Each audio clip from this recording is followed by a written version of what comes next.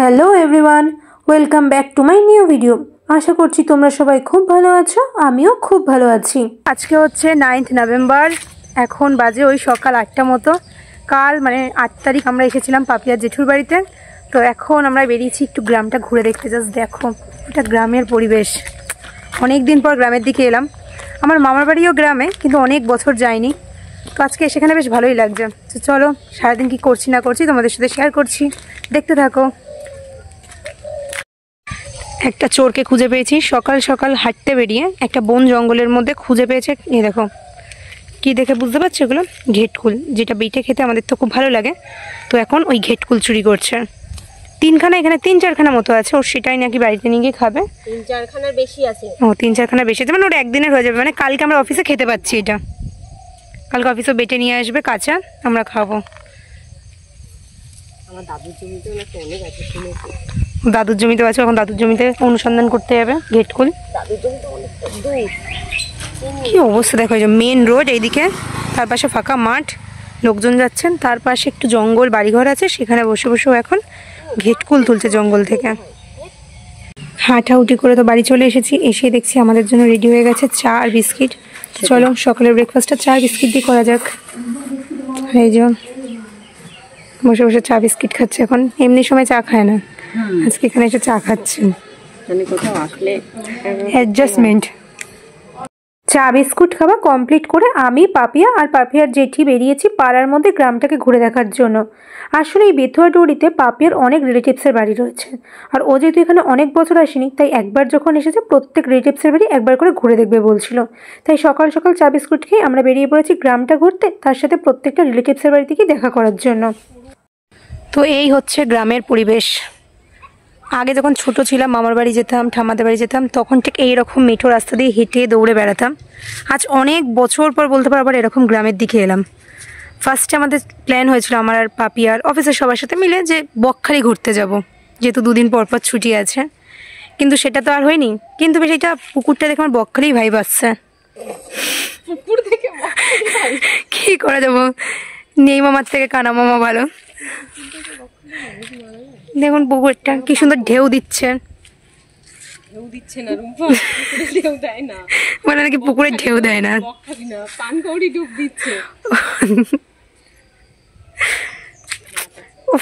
ঢেউগুলো দেখে আমার বকখালির সমুদ্রের মনটা ভালো হয়ে যাচ্ছে। আবার পাশে দেখো কি সুন্দর সুন্দর পাহাড়, ওই দেখো দূরে। হ্যাঁ দেখেছি। একবারই ঘোরা কমপ্লিট হয়েছে, যাচ্ছে ওরা একটু রিলেটিভসের বাড়ি ঘুরতে। পেছনে দেখো ফাঁকা মাঠ, সেই মাঠ দিয়ে আমরা হেঁটে যাচ্ছি মেঠো পথে। হচ্ছে পাপিয়ার আরেক জেঠুর বাড়ি, মানে এখানে ওদের প্রচুর আত্মীয় স্বজন। তো এক এক করে সবার বাড়িতে ঘুরছি। দেখো সবার বাড়ির সামনে বেশ সুন্দর উঠোন রয়েছে, পুকুর রয়েছে, বন জঙ্গল, কত গাছপালা, লঙ্কা গাছ, সুপারি গাছ, নারকেল গাছ, অনেক কিছু। এই যে সুন্দর বাড়ি ঘর, ছোট্ট ছোট্ট। ঠিক আমাদের ছোটবেলার কথা আমার মনে পড়ে যাচ্ছে। পাপিয়ার এই জেঠুর বাড়িতে এসে আমার একটা উপরি পাওনা হয়েছে। মানে এনারা তো না খাবিয়ে ছাড়বেই না, তাই গরম গরম সকালে ভাত করা ছিল, দিয়ে দিয়েছিল ভাত, তার সাথে দিয়েছিল আলু ভাতে, আর আমার খুব পছন্দের কলা পাতায় রুই মাছ ভাজা। আমি অনেক দিন ধরেই পাপিয়াকে বলতাম, পাপিয়া কোনোদিনও পারলে আমাকে কলা পাতায় রুই মাছ ভাজা খাবিও। আমি কোনোদিনও খাইনি, খাবার ইচ্ছেটা ছিল, কিন্তু আজকে এই রিলেটিভসের বাড়িতে এসে ভাগ্যক্রমে আমি এই রুই মাছ ভাজাটা খেতে পেরেছি। খেতে কিন্তু খুব টেস্টি হয়েছিল। কথায় আছে না, কার খাবার কে খায়, অ্যাকচুয়ালি আজকে আমাদের সাথে সেরকমই হয়েছে। পাপিয়া খায় পেটির মাছ, আমি খাই দাগার মাছ। আর আজকে ওদের বাড়িতে ফ্রিজে কলা পাতায় মাছ ভাজা এই 2 পিসই ছিল, গিয়ে ভাগ্যক্রমে আমরা সেটাও খেতে পেরেছিলাম। সকাল সকাল এদের বাড়িতে এসে আমি খেয়ে নিয়েছিলাম ভাত। আর এই বাড়িতে একটা পুচকু বাচ্চা রয়েছেন, যার সাথে বেশ কিছু সময় কাটিয়েছি সুন্দর করে, তারপরে ছবি তুলেছি, তোমরা দেখতে পাবে সেটা। এই যে টাকা টাকা হাঁচা হাঁচা হাঁচা, তাতে হাঁচা তাড়াতাড়ি হাঁচা, তাড়াতাড়ি হাঁচা তাড়াতাড়ি হাঁচা, তাড়াতাড়ি হাঁচা। দিলে বাবালে ফোন দেখলে হাসু হাসু না, ফোন দেখে হাসু তাড়াতাড়ি হাসু, তাতে হাসু, ফোন দেখে হাসু হাসু হয়ে যাচ্ছে। এইবার ফোন দেখে তোর কাছে। এগুলো কি পাপিয়া? ডাঙ্কা। ডাঙ্কা কি হয় এগুলো দিয়ে? ঠাকুরনগর মেলায় যখন যায় না, হ্যাঁ, যেগুলো বাজে এগুলো হচ্ছে সেই ডাঙ্কা। মানে অ্যাকচুয়ালি বলা যায় মথুয়া সঙ্গে এদের এখান থেকে সব যায়, মানে গাড়ি ফাড়ি ভরে এরা সব যায়। কতগুলো হ্যাঁ, মানে আরো আছে না, একজন দুজন তো না, মানে সবাই এরকম দল থাকে, আচ্ছা এরকম যায়, বেশ মজা হয়। তো এবার আমরা যাচ্ছি ছাদের দিকে, যেটা আমার সব থেকে পছন্দের জায়গা যে কোনো বাড়ির, ছাদ।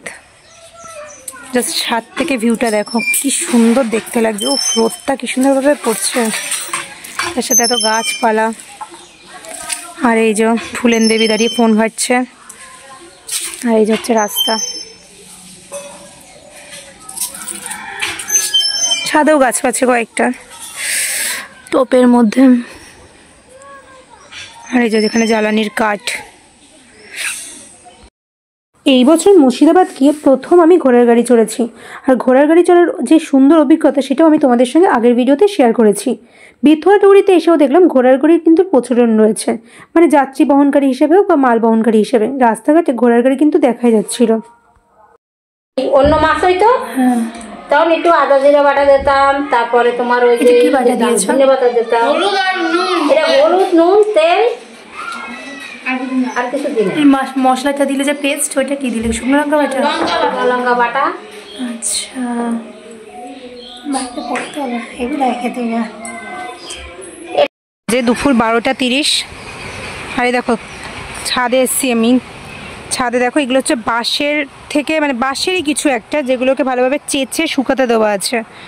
সারা ছাদেই দেখো বাঁশ ফেলে রাখা, কারণ এই বাঁশের জিনিসগুলো দিয়ে হবে হচ্ছে ওগুলো বাঁশের চটা। আমি ঠিক জানি না, ওই যে ম্যাডাম বললেন এগুলো নাকি বাঁশের চটা। এগুলো দিয়ে কী হয়? ঝুড়ি বোনে, বড় বড় ঝুড়ি বানানো হয়, তারপর সেইগুলোটা পাইকারি দেওয়া হয়। আচ্ছা কেউ যদি বাঁশবাগান ওখান থেকে বাঁশ কাটা হয়। আচ্ছা এই যে বাঁশবাগান দেখতে পাচ্ছ একদম ছাদের ওপরে। কেউ যদি পাইকারি রেটে ঝুড়ি কিনতে চাও তাহলে পাপিয়ার সাথে কন্ট্যাক্ট করো। পাপিয়া লোককে বাঁশও দেয়, তার সাথে ঝুড়িও দেয়, ঠিক আছে? পাপিয়ার থেকে আর আমার থেকে দু একবার শুনেছে যে আমার পাতায় মাছ ভাজা খেতে ভালো লাগে। আর সকাল সকাল চলে এসেছিলো এই বাড়িতে ইলিশ মাছ, তাই শুধুমাত্র আমাদের জন্য কয়েক পিস ইলিশ মাছ পাতায় ভেজে দিয়েছিল। এখন বাজে ওই দুপুর 1টা। আমার আর পাপিয়ার দুজনেরই স্নান করা কমপ্লিট হয়ে গেছে। আর আমরা যে জামাটা পরে বাড়ি ফিরবো সেই জামাটাই স্নান করে পরে নিয়েছি। আর আমি তো অলমোস্ট রেডিও হয়ে গেছি হালকা পাতলা মেকআপ করে। স্নান করার পর হালকা একটু ঠান্ডা লাগছিল, তাই আমি পাপিয়া এই বাড়ির পুচকুটা বাইরে বসে একটু রোদ পোয়াচ্ছিলাম। আর ঘরের ভেতর হচ্ছিল এখন রান্নাবান্না, আর না খাবি আমাদেরকে ছাড়বে না। তাই এখন আমরা ওয়েট করছিলাম যে কখন রান্নাবান্না কমপ্লিট হবে, আমরা খেতে বসবো, আর খাওয়া দাওয়া কমপ্লিট করে আমরা ট্রেন ধরে বাড়ি ফিরবো। এখন বাজে ওই দুপুর 2:30 মতো। আমরা বসে পড়েছি খেতে। পেটটা একদম ভর্তি ছিল যেহেতু সকালবেলায় ভাত খেয়েছি, কিন্তু এই বাড়ির যারা বড় ছিল তারা আমাদেরকে না খাইয়ে ছাড়বে না। আর আমরাও যেহেতু অনেকটাই লং জার্নি করবো, তাই না খেয়ে একেবারে বেরোনোর রিস্কটা আমরা নিইনি। আর তোমরা দেখতেই পেলে কলা পাতায় ইলিশ মাছ ভাজা কমপ্লিট হয়ে গেছে, আর সেটা দিয়ে কিন্তু আমি প্রথমে ভাত মেখে খেয়ে নিচ্ছি। খুব টেস্টি খেতে হয়েছিল এই কলা পাতায় ইলিশ মাছ ভাজাটা। খাওয়া দাওয়া কমপ্লিট করে পাপিয়া ঘরে এসে রিলস বানাচ্ছিল। আর এই দুষ্টুটা দেখো কীরকম বদমাশি করছিল, আমাদেরকে কোনো কাজই করতে দিচ্ছিল না, মানে একটাও রিলস ঠিক করে বানাতে দিচ্ছিল না, সারাক্ষণ আমাদেরকে এইভাবে ডিস্টার্ব করে যাচ্ছিল। বেরোনোর কথা ছিল বেলা 12টায়, কিন্তু অলরেডি এখনই বেজে গেছে বেলা 2টো 2:30 কিংবা 3টে মতো। আর আমাদের ট্রেন ছিল 3:30-এর সময়, তাই আর বেশি লেট করা যাবে না। একদম ব্যাগ গুছিয়ে সবাইকে টাটা করে আমরা বেরিয়ে যাচ্ছি বাড়ি থেকে টোটো ধরবো বলে। বাড়ির সামনে থেকে একজন টোটোওয়ালাকে বলা ছিল, সেই টোটোওয়ালা চলে এসেছিল। আমরা সেই টোটো ধরেই এখন যাব বেথুয়া ডৌরি স্টেশনে। খুব বেশি হলে হয়তো 12 ঘন্টা মতো ছিলাম আমি বেথুয়া ডৌরিতে, পাপিয়া জেঠু জেঠিমার বাড়ি। এর আগে তো আমি কখনো বেথুয়া ডৌরিতে আসিনি, আর পাপিয়া জেঠু জেঠিমার সাথেও আমার আগে কখনো দেখা বা কথা হয়নি। এই প্রথমবার এসেও যেন এদের সাথে আমি খুব ভালোভাবে মিশে গেছিলাম, আর এনারাও আমাকে বেশ আপন করে নিয়েছিল। আর এই যে এই পুচকুটাকে দেখছো, তোমরা তো আমার আগের ভিডিওতে দেখেইছো যে কী পরিমাণে জ্বালাতন করেছে এই পুচকুটা আমাদেরকে। অথচ আমরা যখন বাড়ি ফিরে আসছিলাম এই পুচকুটা বায়না করছিল আমাদের সাথে বাড়ি ফিরবে বলে। ঘোড়া সবার কাছ থেকে অফিস ঘুরতে যেতে আমার বেশ ভালোই লাগে। অফিস থেকে 2-1 দিনের ছুটি থাকলেই আমি বেরিয়ে যাই ঘুরতে। তবে এই যে ঘোরার পর আবার বাড়ি ফিরে রেগুলার লাইফ লিড করতে একদম ভালো লাগে না। চলে এসেছি এই বেথুয়া ডৌরিতে, এখান থেকে ট্রেন ধরে এবার যাবো বাড়ি। যাদের বাড়িতে ছিলাম তাদেরকে খুব বেশি দিন ধরে চিনি না, প্রথমবার এসেছিলাম, আজকেই প্রথমবার দেখা হয়েছিল, মানে কালকে। কিন্তু তাদেরকে ছেড়ে যেতেও খুব কষ্ট হচ্ছে, মানে একদিনের মধ্যে যেন প্রচণ্ড আপন হয়ে গেছিলো। খুব ভালোভাবে কথা বলেছে, মিশেছে, কিন্তু কিছু করার নেই, কালকে অফিস আছে, যেতে তো হবেই। বেথুয়া ডৌরি স্টেশনে পৌঁছে আমরা টিকিট কাউন্টার থেকে টিকিট কেটে নিচ্ছিলাম দমদম ভায়া আমাদের বাড়ি মধ্যমগ্রাম এবং দত্তপুকুরের। পেয়ে গেছি আমরা টিকিট, মানে টিকিটটা কেটে নিয়ে গেছি, টিকিট পেয়ে যায়নি। কোথায় নামবে জানো না? তো এখন আমরা চলে এসেছি বেথুয়া ডৌরি স্টেশনে 2 নম্বর প্ল্যাটফর্মে। 1 নম্বর থেকে টিকিট কেটে নিয়ে এসেছি, কেটে এখন ওয়েট করছি ট্রেনের জন্য, দেখি কখন ট্রেন আসে। আর এই দেখো কত বাড়ি ব্যাগ নিয়ে এসেছি। ও তো এমনি ব্যাগ ভারী, মানে একদিন অফিসে যায় তাই তার ব্যাগের এই অবস্থা থেকে 2 দিনের ট্যুর একটু ছোট হয়ে গেছে, আর একটু বড় লাগবে।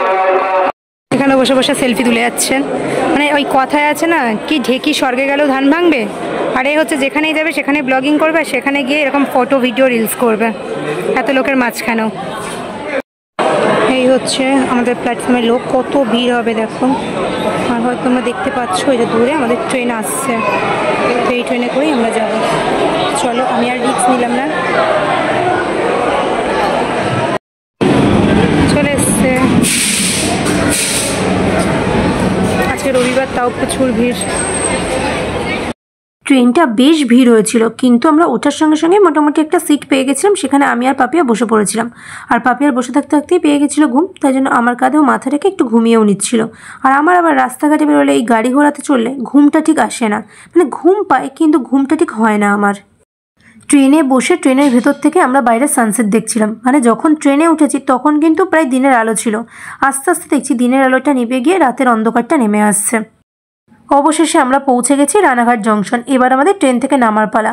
আর এই ট্রেনটা কিন্তু রানাঘাট লোকালই ছিল। প্রথমে আমরা ভেবেছিলাম যেহেতু এটা রানাঘাট লোকাল, রানাঘাটে অনেকক্ষণ দাঁড়াবে, তাড়াহুড়ো করে নামার দরকার নেই। কিন্তু বাইরের দৃশ্য দেখো, ট্রেনে ওঠার জন্য লোক আগে থেকে ওয়েট করে আছে।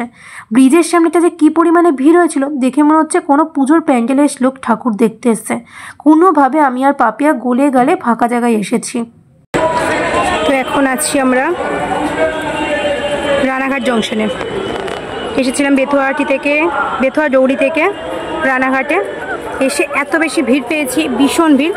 সেখান থেকে ক্রস করে আমাদের আসতে হতো 5-এ, কিন্তু এত ভিড়ের জন্য আমরা ক্রস করে আসতে পারিনি, তাই জন্য আমরা ট্রেনটা মিস করেছি।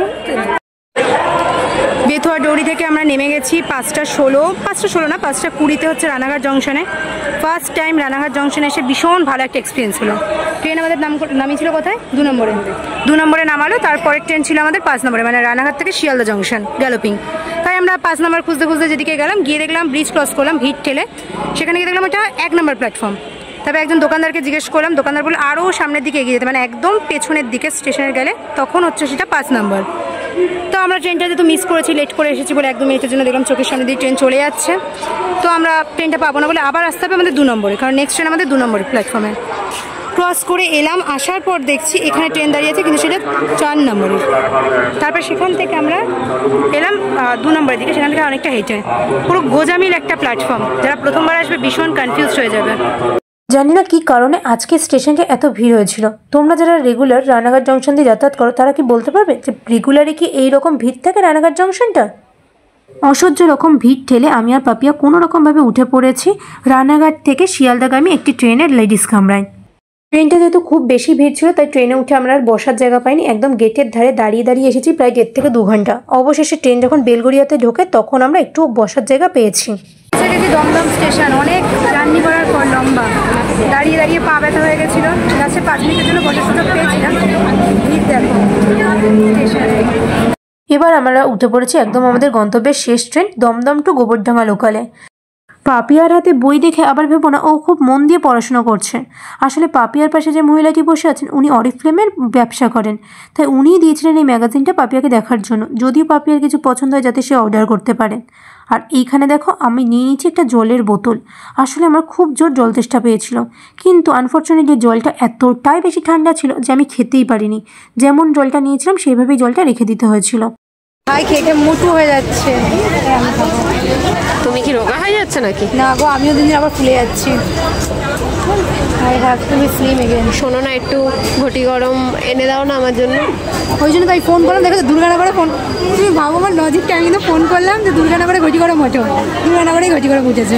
আচ্ছা, তোমার ম্যানিফেস্টেশন। তুমি দুর্গানগরে ঘটি গরম উঠতে বলেছো, আর দুর্গানগরেই ঘটি গরম উঠেছে। ম্যানিফেস্টেশন, ম্যানিফেস্ট করেছে আর উঠেছে। তোমার কতটা সত্যি সেটা আমাকে আগে দেখতে হবে যাচাই করে, তারপর আমি বুঝবো তুমি আসলে তোমার বক্তব্য। পাচ্ছি না ঘটি গরম লাগে, দুর্গানগর পেরিয়ে গেলে ওই তুই দেখতে পেয়ে গেছি আমরা ঘটি গরম। পাপিয়া দমদমে ট্রেন ওঠার পর থেকেই বলছিল যে চটপটে কোনো খাবার যেমন ঘুগনি, ছোলা মাখা বা ঘটি গরম এই জাতীয় কোনো খাবার পেলেও খাবে। তখন আমি ওকে বলেছিলাম ঠিক আছে তুমি দুর্গানগর পর্যন্ত ওয়েট করো, দেখবে তার মধ্যে ঘটি গরম ঠিক উঠবে। আর জানো তো ঠিক দুর্গানগরেই ঘটি গরমটা উঠেছিল। ঘটি গরম নিয়ে খেতে খেতে চলে এসেছিল আমার গন্তব্যের স্টেশন। তাই আমি এখন উঠে পড়েছি সিট থেকে আর চলে যাচ্ছি গেটের সামনে, কারণ এই ট্রেন থেকে নামলেই আমি নিয়ে নেবো আমার স্কুটি, সেখান থেকে চলে যাব আমি বাড়ি। ব্যাস এইভাবেই কাটলো আমার আজকে সারাটা দিন। তোমাদের যদি আমার এই ভিডিও ভালো লেগে থাকে তাহলে অবশ্যই আমার ইউটিউব চ্যানেলটিকে সাবস্ক্রাইব করে বেল আইকনে ক্লিক করে রেখো। আর যদি ফেসবুক থেকে দেখে থাকো তাহলে ফেসবুক পেজটাকে প্লিজ ফলো করে রেখো। দেখা হচ্ছে তোমাদের সঙ্গে অন্য কোনো এক নতুন ভিডিওতে। সেই পর্যন্ত তোমরা সকলে খুব ভালো থেকো, সুস্থ থেকো।